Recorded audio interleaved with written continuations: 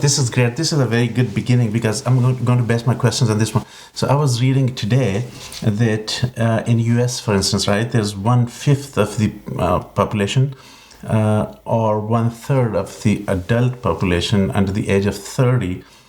They believe that they are not affiliated with any religion, but they think that they're spiritual, right? Yeah.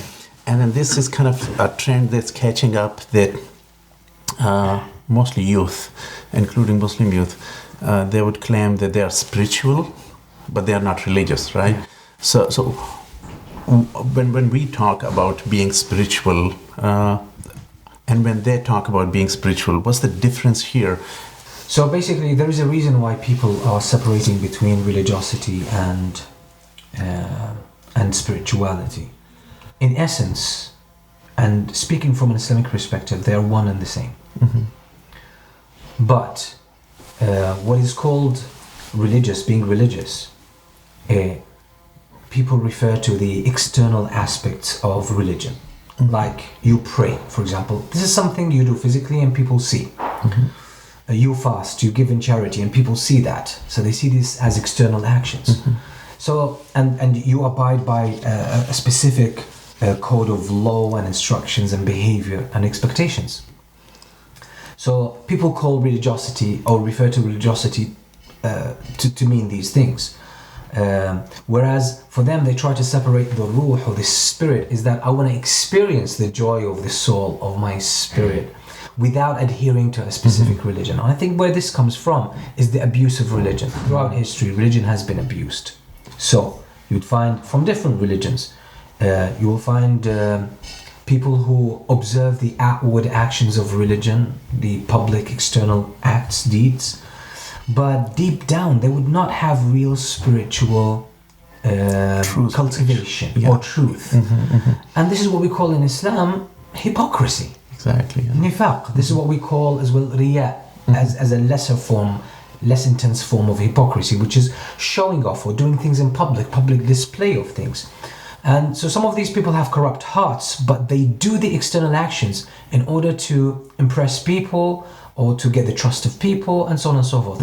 So this is a very troubling sort of combination, because this is a discrepancy between the external and the internal, whereas the nature of humans is what's inside shows outside.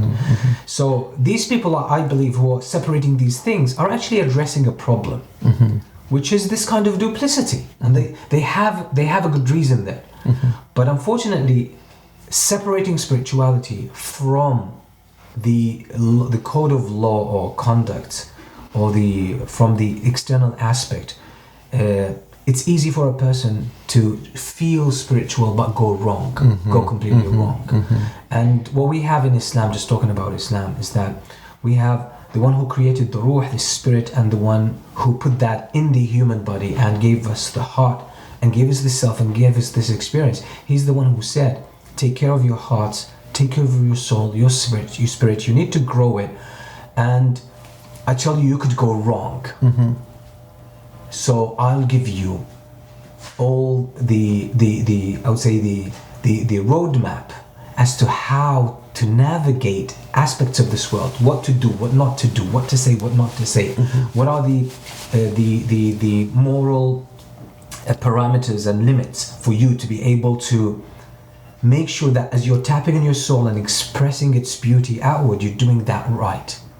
Because any person who starts with the ruh and they just start choosing their own actions, their own deeds, eventually they will end up with a religion which is a man-made religion. Exactly, yeah. Because the spirit, the soul needs some kind of an expression. And when that comes out, there will be people who will, I would say, excel in this area. So they would come up with advice, how to purify your soul, how to become more spiritual, how to become more of a spiritual being, or to grow your spiritual side, and so on and so forth. And these people become what we call gurus. Then they're going to come up with their own religion, and then people will start following them, and people will start adhering to what they say, and people will start to create a sense of loyalty and belonging based on what these gurus say.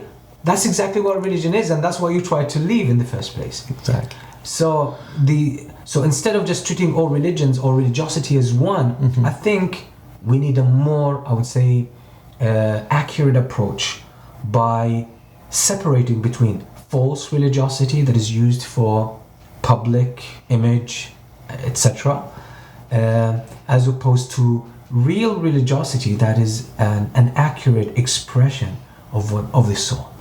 That's how we should approach this. So those who say, I want to be spiritual, but I don't want to be religious. Okay, but your spirituality seeks expression. When you start expressing that, you're going to come up with your own way, or you're going to follow some gurus. And that's they're going to give you exact instructions, or you're going to come up with instructions. And that's exactly what a religion is. Then people who don't agree with you on this kind of expression, automatically as a human being, you're going to feel this distance between you and them. Why are you going against me? This is so good, I can feel it, but they're not feeling it, right? So then you're going to fall on the same thing that you attribute to religion. People are just using it. People are using it for war. It's causing dissension and wars and hatred among people. So you're going to end up just doing the same thing. Exactly. This is